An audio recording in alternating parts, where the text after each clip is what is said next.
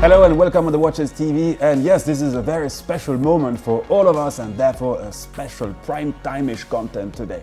Well, I've been talking about the impact of this COVID-19 situation since January, but it's only now that we are really seriously and concretely affected by this crisis, something most Asian countries have been facing since almost 2 months, but for some naive reasons in the Western world where we thought it wouldn't really hurt us that much. Some totally minimizing the gravity and the consequences of what was an unfortunate and predictable evolution. And just for info, and since we won't be able to cover my speech by much relevant sequences, well, we will offer you some nice views of an empty Geneva on this very beautiful spring day.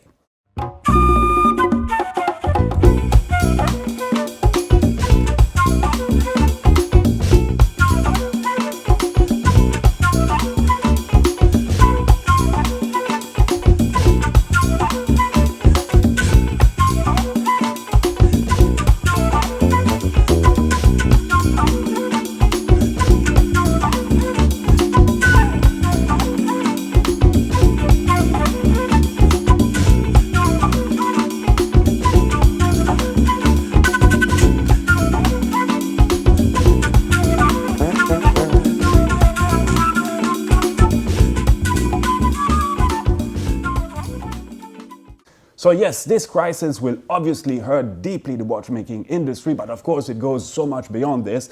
And for sure, people have other things on their minds than to think about buying watches. And this has translated into a massive downturn of sales figures for every brand everywhere, some hit harder than others, of course.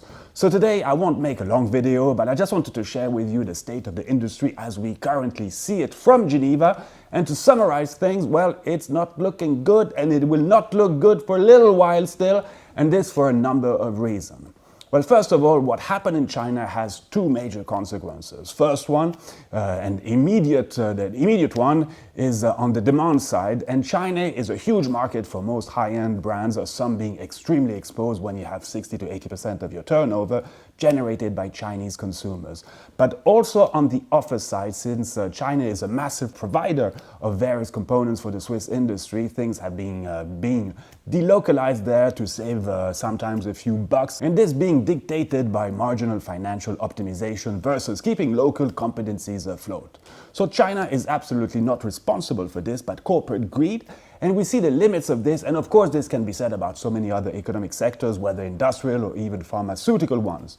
So anyhow, things are slowly getting back to normal in China, and this at the price of some very serious contingency practices. But will consumer habits go back to what they were prior to the crisis? And this question can be asked for any other markets actually.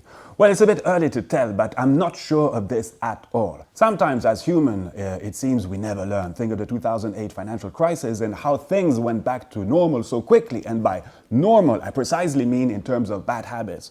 Well, I think this crisis will have more profound consequences and probably change the order of priority of many people. And this will probably be not that good for the watchmaking industry, well, at least for a while. But even before getting there, well, let me give you some news on the immediate consequences, because on the production side, well, things will also be severely impacted, and sometimes for the long run. A few weeks ago, we had learned about the cancellation of both Baselworld and Watches and Wonder. And with a bit of hindsight, well, this was really inevitable. But the problem for brands meant to attend the shows is that they had already paid for their participation. So Baselworld announced that they would keep the money as to cover the brand's participation for the next edition, a nice way of withholding some much needed cash, and in a way forcing brands not to withdraw from the event, otherwise, I mean, you just might lose it all. Well, sweet, right? But the organizers/owners of Baselworld, and you have to remember that this is a publicly traded company, well, they are also simply playing their survival. So in such a context, the notion of solidarity slightly fades away, very sadly, but let me reassure you, not everywhere. So on the Watches and Wonders side, well, we don't really have news there. Brands are also anxiously waiting to see what will happen, if they will get a refund. But since brands have not been selling much since a few weeks, well, things will become really complicated for those that are already slightly cash tight. Cash is out, no cash coming in. Well, the dilemma is easy to understand, and brands have to take actions, and we see this accelerating strongly over the last few days. Well, here in Switzerland, and this is a federal country, and state and cantons are applying slightly different measures from one another, but contingency measures have been taken. So for instance, here in Geneva, practically everything is closed: school, restaurants, all non-necessary shops, and we're not allowed to be more than 5 people in the same room or even outside, with a minimum safety distance of 1.5 meters between each other. So obviously this makes working conditions quite hard, and means that many companies have sent people home and work remotely when possible. But naturally, I mean, there are many other jobs where this is simply just not possible. So some big companies started already last week to close down, such as Patek, Rolex, some Richemont Group brands, and smaller ones trying to cope as much as possible with this situation, not even mentioning all the suppliers, which means that even if you want to work well without suppliers, this gets very complicated. Well, we are definitely heading towards a major shutdown of the industry. Special unemployment measures have been taken by many players, whether here in Geneva or in the Vallée de Joux, La Chaux-de-Fonds region. And we can already say that the lost income since the beginning of the year, and we are already talking billions of Swiss francs, well, this will never be recuperated. And the estimation for the first semester is between 5 to 8 billion. That's roughly 25 to almost 40% of the yearly consolidated export figures of the Swiss industry. So when you put this in perspective, with these optimistic and rather ridiculous positive comments made from the Swiss Watchmaking Federation only a month ago on how beautiful things were, well, it just shows how much some are just living out of reality, and now reality is definitely kicking in. So in the last edition of Primetime, I mentioned also that many brands under the impulsion of Bulgari said that they would organize the Geneva Watch Days on the initial dates of Watches and Wonder, so the end of April. But today I would say that this is very likely that this will be cancelled too. And the EPHG, taking place in mid-June, here also in Geneva, and dedicated to the many needed suppliers of the industry, will also be postponed till September. But by then, what will be the damages? I mean, stock prices of luxury groups have melted, and understandably so.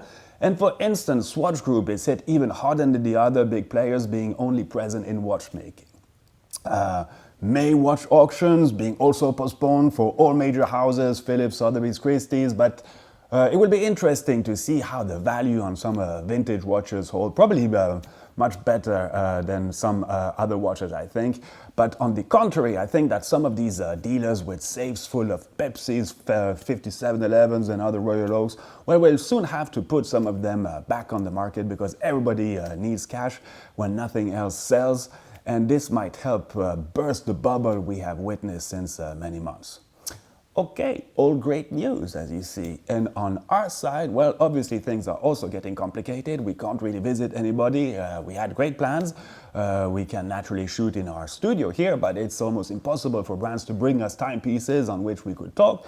So we will be as creative as possible with what we have, and we will still continue to produce content, but please bear with us if the number of videos goes a little bit down. We'll do our very best to come with some lighter but enjoyable content in these circumstances.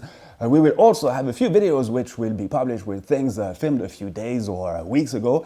And I can only say that we have something massive coming. Really happy about that one. You'll also, well, you'll see. And for info, I also wanted to come up with a pragmatic solution for brands to produce content, since we're physically here. And the goal was to talk about new watches that were supposed to be disclosed in the coming weeks.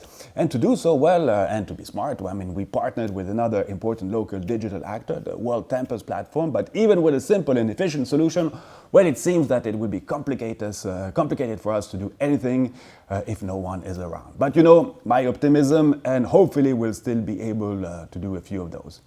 And finally, and of course, all your support coming from either your comments, your positive attitude is highly appreciated, with a special and very humble thanks for those that are actively supporting us on Patreon, because this means even more to us right now. So link below for those that would like to give us a little hand to go through this crisis as unhurt as possible. I mean, the Watches family needs to stay strong.